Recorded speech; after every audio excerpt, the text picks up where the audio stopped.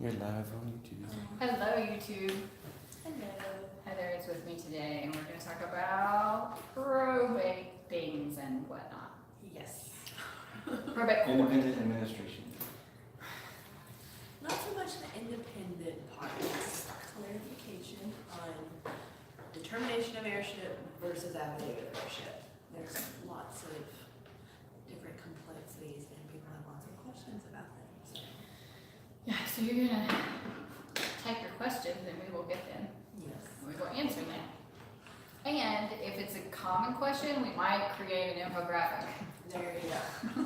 So they're nice and easy for you to understand. When you can go ahead live on Facebook. We're gonna go live on Facebook. Straggling behind as per usual. We don't have technical errors, we don't know what to do with them. What is this? Last week, so some schools start on Monday, some schools started this week. My school starts on Monday. Monday. And there's some schools that are starting Thursday next week too, so that's really peculiar. Monday.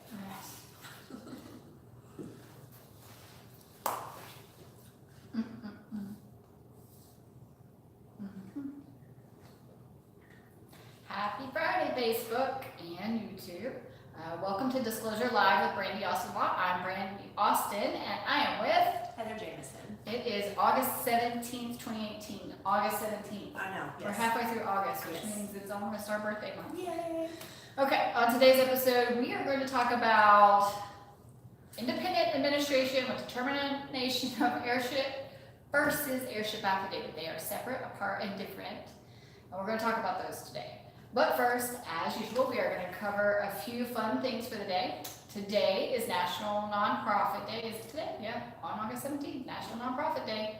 Reminds us to donate to the nonprofit sector. Looks like, for example, the recent U.S. recession in 2012, the nonprofit sector provided 5.4% of the nation's GDP, gross domestic product. $887.3 billion, continuously employing people. So this is going to be, so a nonprofit, ACLU is a nonprofit. There are several, there's like hospice or something, there's a nonprofit. So those people employ 5.4% of the nation's money. Oh, yeah, John Hopkins. A lot of the hospitals that you hear, the big names, they're technically nonprofits. So, John Peter Smith is one. JPS, yes. All the local people know what JPS is. John Peter Smith is the actual name. I know nobody ever calls him No, that. yeah, they're not familiar. All right, what else we got? Today's also National Thrift Shop Day. So if you're looking for a great shopping bargain experience, then today is a day because each year on August 17th, National Thrift Shop Day is observed across the United States. Of course, it's charity shops, hospice, retail, or resale shops. So different charitable organizations, they do this to raise money to be, Whatever their cause is. whatever. Yeah. And they there's have their also own. Goodwill is nonprofit, Yep, and they they good or bad, whether you like them or not. Yes. They've had their issues, but they are there and they're consistent, and they have a lot of storefronts. They do provide employment for people that wouldn't otherwise have it. A lot of veterans. That's do help true. that. And they do provide clothes at a discount rate, and everybody's like, well, what happens to all the clothes if I donate? Well, some of them do get shipped away, because we don't always need everything here. The other ones get sold in the shops. So, all right. Oh, I like this one. Tomorrow is World Honeybee Day. Save the honeybees. Yes, please. It is super important to preserve honeybees and make sure, how else are we going to pollinate all the things? Yes. We're going to pollinate. So how can you help? Collect and spread local wildflowers. Flowers, not the fire. Keep the bees. Wildflower seeds to promote honeybee pollination. Oh, I went to this honeybee shop one time, and it is okay, so I learned that honey comes in different flavors based on location and region of the world. So I went to a honeybee, well, I don't want to say honeybee, but honey shop in, what's that mall? Is it the Mall of America in Minnesota? Yes, The big one? Yes. I'm sure they have them other places, but Yes. I've never seen one. You could taste the honey from all over the place, and so it comes super light or super dark depending on where the bees are. And they ship it in, and it tastes, there's a significant difference in the taste. I thought it was very interesting. There's some that I've had tasted that's a little bit more sweet and then bitter taste, but then, yeah, that's fine. So it's important to, I mean, a lot of people say, well, you should have local honey. Absolutely. It helps with allergies and building up all of those things and immunes and whatnot. I'm not a doctor, I can't really say. But it does help with that. However, you can also get flavor, like, you can explore the flavors of the world through honey Yes. and bees. Bees. So you can, another way is you, instead of using sugar or Splenda or something like that, use honey. It's all natural, and then you will remember to save the honeybees. Yes. All right. Local news. DFW Restaurant Week. That means you're not going to be able to go eat without 100 people there. Exactly. And it does fall between the week of August 13th through September 3rd. And Arlington specifically happens to have the Prime Steakhouse, the Mercury Chop House, one of our favorite restaurants. DFW Restaurant Week is the single largest culinary event in DFW with a 21-year history, excuse me, showcasing North Texas as a premier dining destination. It provides diners an opportunity to enjoy special lunch and dinner menus. So of course, week one, they do as far as for charities. So, Yeah. so week one, August 13th through 19th, then so forth, 20th through 26th, and then August 27th through September 3rd. So a portion of each of the proceeds go to two beloved charities, the North Texas Food Bank and then Lean and Popo. So I like both of those. The North Texas Food Bank really does more than you think it does. So if you want to donate to a good nonprofit, that's one. Lean and Popo as well, but I'm more familiar with hungry people needing food. yes, We can all relate to that, right? Okay, so let's jump right into it today. And I'm going to ask you questions and then we'll just chat back and forth. Okay. What is an independent administration? Okay, so let's back. Yeah. What's probate?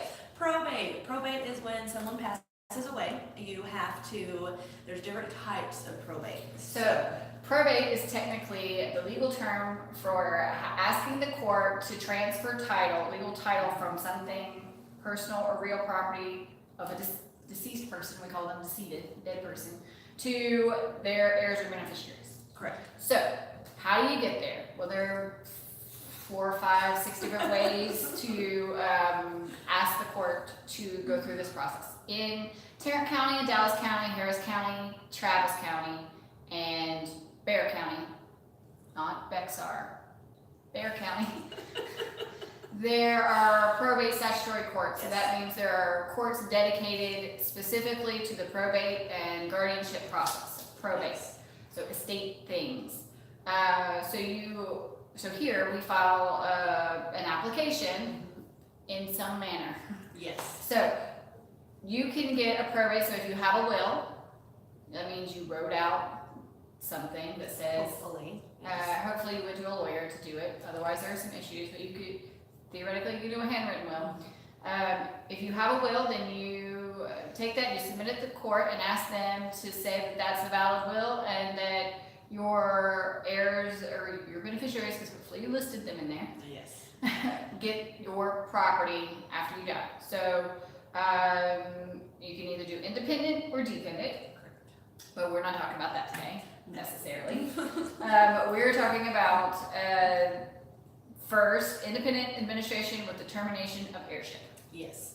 And just to touch bases quickly on independent and dependent, the Oh. easiest way, independent means that you're requesting permission to act independently without the court's permission. Dependent, you have to ask the court's permission for everything. So it used to be dependent, and in some states it's primarily dependent administration. Yes. In Texas, we have a fancy code with lots of fancy words. It's a little more complicated than it needs to be, I think, but there it is. Yes. And you can request that you're the testator, so the person who wrote the will, says in the will that you want the court to allow them to act independently and no bond, which is like a bond being it's not the same as criminal law. Yes, Similar. That's yes. You have to pay money somewhere and they hold it. It says you can do it, or it says that you're kind of like, it's like insurance. Yes. So you're gonna do with the division in accordance to the law or the will. Or they'll lack take your thereof. money. Yes. So, So primarily in Texas, if there is a will and everything goes well, it's an independent administration, meaning just a couple of documents are filed. Yes. Very rarely is it dependent, you have to ask the court for everything, and it's thousands and thousands and thousands of dollars, because every time you need something, you have to send an order to the court has to look at everything and say yes or no, and it comes back, and you fight about it, it's the whole thing. Yes. So anyway, independent administration with determination of heirship. Okay, so independent, of course, we're asking permission for independent administration. The determination of heirship portion comes in when there's two types, basically. One is if you have a will and it's either not self-proved, if it's holographic, if there's not witnesses, or if it's not notarized. Self-proving. So wills need a self-proving affidavit. Basically, it's just an affidavit at the back, witnesses sign it, everybody says that this is who was there signing it, they were of the right mind, blah, blah, blah. Yes. Holographic is a handwritten will. Yes. And what was the third thing you said? It has to be notarized, and, well, we said witnesses, so. it has to be- Witnesses. Yes. You still have to have witnesses. If you don't have witnesses, we're all, here we are. Independent. Yes, independent. We have Administration. Yes. And administration, the aspect is basically, of course, administering the estate. The determination of heirship part, it's more so for people that do not have a will and they pass away being intestate. So Intestate means you pass away, you were using all these words. Intestate means you pass away without a will. So a deceased person without a will, and generally in our context, we would only need it if there needs to be transfer of legal title for real or personal property from one person to another. yes. And so the determination of heirship part, with the estates code, the long one that we have, it's basically, there's an ad litem that's appointed with the courts, and So when we file this, we request that the court appoint an ad litem to determine who is the actual heirs of the Heirs. decedent. heirs, and this would be statutory heirs. Yes, So the statutory. code says specifically where things go. So if you're a parent and And kids. and they usually It goes goes to the down kids. before it goes up. So If you don't have kids and you're not married, then it goes to your parents, and then goes down lineage wise. yeah, so think of it, like a family tree, right? Mhm. Like you are a family, you're a branch, because assuming you have kids, you're now a branch, right? Yes. A willow branch. And so down, Yeah. or your kids and their kids, and then it goes like that. But up the tree is your parents and their siblings and your grandparents, and goes up that way. Yes. So we say down and up. That's what we Down, mean. yes. And basically, so once the heirs have been determined, then of course, the division is what it is. Some of the misconceptions is that just because if someone's an executor, or if you have all these different kids, that they get a bigger portion, it's not from eldest to youngest. The state's code is very specific. So if you have 3 kids, it's gonna be split equally amongst all 3. So if you have a will, but it's not correct, you still have to do. Yes, you can end up having to do it. And is this why people are better to get attorneys than to pull a Yes. form off the internet, which then leads them to come here and wonder why they have to pay, or their heirs have to pay so much to get, because you have to pay the attorney ad litem with the court, right? So you have to request an attorney ad litem, Yes. determine who the heirs are. And in most counties, it's either $400 to $600, just off the top. That's, we have the filing fee and then the ad litem fee. So and we're that's- already at that, so it's not cheap, it's No. already $1,000, around $1,000 at this point, and that's court cost, that's not even related to attorney's fees. Then you have to do all the documents related to it. It doesn't take so long to draft all the documents, but there is some sort of analysis that goes into it to determine what needs to happen, how it needs to happen, what's the best way, and how can we streamline the process. Because once you file, that's the process you're requesting from the court, and you want to make sure that's the right way to go. Yes. And with that, some of the biggest things, and that's and we'll touch bases on the affidavit of heirship, what the difference is. People don't understand that, when you file, of course, if there's a will, we have statutory deadlines that we have to meet. Heirship is honestly one of the most longest, just from personal experience, administration-wise, because a lot of people think, okay, well, you're the attorneys, you're supposed to move it along, do this, do that, and that's We not are, the case. we're at the mercy of a Of whole the bunch of court. other people and the ad litem at this Yes, point. but usually once the ad litem files their report and we locate all the heirs, then yes, it's back in our hands and we can hit, all the deadlines. It's just getting to that point. People don't understand. And they also mix it up with an affidavit of heirship. So let's talk about what is an Yes. affidavit of heirship. The affidavit of heirship, that is a form, okay, so statutory wise, if you have a will, you have to probate that will within 4 years.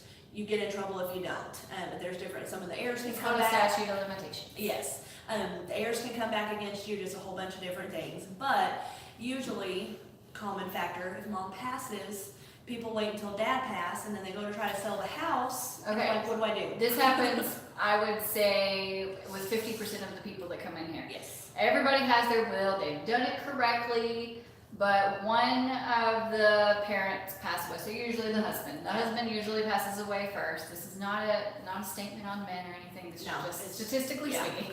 That's why I married a little younger. There you go. Anyway, the husband will pass away, and wives after that is, so, you know, if they don't pass away within 6 months of each other, then the wife will usually last a few more years, and she'll go and do things, maybe move to Florida in a retirement There you community, get a golf cart, have bridge with her friends, right? I've heard this dream before. 4 years. So if you do not take that will to the court and ask them to use it to transfer legal title, when the wife then passes away and you've got property, then you have to go all the way back to the husband's estate, because that estate has to be probated within 4 years, or the will does not count. Exactly. You can do stuff. You can. What are we doing? Affidavit of heirship. Hello. Yeah, for the husband, not for the mom. So there are two, Yeah. so you have two probate Yes. issues at that point. You have two cases. Yes. One for the husband, which goes first, Yes. and the affidavit of heirship is what exactly? It's an actual affidavit. It is a long drawn out thing. It goes through the marital history, the children that have been there. You have to have witnesses to attest as to the marital history, the children. And it's basically testimony, that person's sworn affidavit that the facts within it are true. It's not an official legal document, even though it is an affidavit and it's filed with the courts, but it's a sworn testimony of that person, not a court saying, hey, this is a certified copy, saying, hey, this is Aladdin. They have to do an order and a report, and with that, it shows this is a certified copy, this came from this person, it is 100% legal. The affidavits, people do them, and we've had cases where they fraudulently go in and say, oh, they didn't have any children, oh, I'm the only wife. Once we get into administration of mom's estate, we realize, hey, he had children, this person lied. So back in the day, Yes. people weren't as open about certain things, and so there would be illegitimate children. Yes. People just switched around families. Who is your cousin may actually be your sibling, and you didn't know. That stuff comes out during this process. If Yes. you didn't do a will, here we are. Exactly. If you didn't do a will properly. Yes. Anyway. Or trust, if you want to keep Wait, it wait. out of courts, trust, We please. will just briefly touch on it. So, okay, so you have to file an affidavit of heirship. Yes, and it's just a document that's filed with the clerk's office. Well, why did they accept that? Because basically 4 years, you didn't meet that limitation as far as to go in and prove that the assets are there. So a lot of times with husband and wife, Texas community property stay. So if there is a will, even if it wasn't probated within the 4 years, or in the event that, the division 50-50, you can't help who that is. So you have this community property, so this affidavit for title purposes only shows that, hey, he was married. So community property, they were living together when she passed, they're actually married, they have the same children, yada yada. This affidavit shows that now the wife has 100% of that real property. So we can move that estate to the side, and then that's where the determination of heirs come in, because now the mom, she doesn't have just 50% of this estate, she has a full 100. So then, same children, we're able to kind of go back in and divide it in accordance to the estate code versus someone's acknowledgement, basically. So if someone in your family has passed away within the past 4 years and you have not been through probate court and let me just end that sentence there. Yes. If it's been within the past 4 years and there's property somewhere, go ahead and give an attorney a call. Yes. I don't know about other people, but my phone number is 817-841-9906. Yes. Okay, so these are, we talked a little bit about these being different than the will. It's easier with the will. Oh, 100% easier with the will and within the time period of filing. Yes. But But, we can avoid this whole thing. oh, yes, we can. We pay out one flat fee. Flat A flat fee for the main document, and then we'll tell you how to do the rest. You can do the rest yourself, right? Yes, exactly. we will give you instructions. There's one flat fee and we can avoid the whole thing. Yes. It always costs less if you are willing to pay for it up. You, Upfront, yeah. as the person who is going to die one day, Yes. want to pay the cost. Otherwise, it can be paid out of your estate at the end of the day or by your beneficiaries, which your kids, They they usually don't, don't have that kind of money. no, it's, Yeah. so you can do a trust. You can do a trust, and there's a fallback provision, will, in there.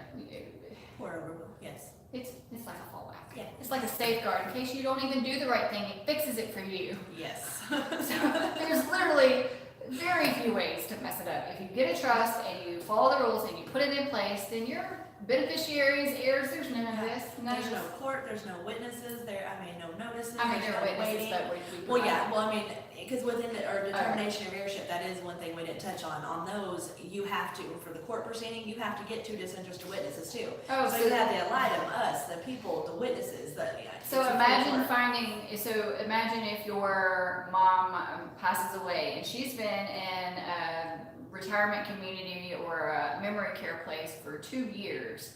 You have to find two disinterested witnesses who do not inherit any property whatsoever that can testify about her life. Yes, and again, that's marital history, and again, people don't. Who talks about that? No, or their children, Yeah. or, and it can, I mean, especially with the heirship, you know, when they come in, a lot of them tries their best to locate these people, but if you have all these different missing pieces, sometimes you have to go in and get a genealogy report, and that's when Those the are super ugly expensive. comes out. Yes, and there are people that this is their main job is to Yes. do genealogy reports, and they, you know, I have learned a little bit about how they do it. They use some of the same resources. There's a lot of information, and they, you know, you ancestry.com, Yes, and they put documents online for you to look through. Like different organizations have documents scanned in, yeah, but you have. It's not clear. no, it's not. Those documents aren't clear, and then there was the census fire, and there's like a whole bunch of stuff. It's expensive. And even just the birth records too, because a lot of people that were born, because we do connect a lot with the people, because we have to do it, it's our job. There's one lady specifically, she's amazing at what she does, but anybody that was actually born before 1953, like the actual birth records and the hospital records going in, and just the names and the children redacted, it's crazy, like just to be able to locate, but you have to do it because you have to find out who the heirs are. you know, So to the estate. property cannot transfer. What does that actually mean? You cannot sell the house. Can't. You are, but you have to care for the house. You do. Your entire, the taxes, the upkeep, the everything, like. So you have to, one, pay for caring for the house, and two, you don't get anything for your efforts until these processes It's completed. are completed. Yeah. So you can avoid it by having a proper will completed, or Yes. better yet, do a trust. Trust. And if you know someone that's passed away, maybe just bring up, have you probated the will yet? Yes. Because a lot of people, and that's another thing, even if they have a will, you know, which I'm glad, because I always say I'd rather you be protected than not. So, and there is upfront cost, and we have people all the time that say, oh, I'm gonna be gone, it's not my worry, which, yeah, in essence it's true, but it falls on your family. So you can pre-plan to where, again, it keeps it out of the court, it's family business, is family business, it remains that way, it's not public. But with the wills, you know, at least you do have that stepping stone. But a lot of people think, hey, I have this will, it says I'm the executor, so I can do what I want. You can't act as an executor until you have And they it. usually do. Like, people will come in and say, oh, I divided everything, but guess what? The number one kicker is, I try to sell the house and they won't let me sell it. Well, yes, because you have to be appointed to be able to do so. So there are different things that, yeah. If you are like, no, I'm the executor, I divided things. That's not Yeah, technically- No. Anyway, okay, so we went over a lot of information. If you have questions, feel free to put them in the comments and we will get to them. And as I was telling you too, who's always there, Yes. rock steady. Sean. If it's a common question, then maybe we can create a nice infographic for everybody to look at and use. I guess that's about it. Right? So have a happy Friday. Thank you for joining us. I'm Brandy Austin, Heather Jameson. and we will see you next week. Bye. Hi. Whew, that was a lot of language. Digital probate. Probate, state, elder. All right, let me figure out this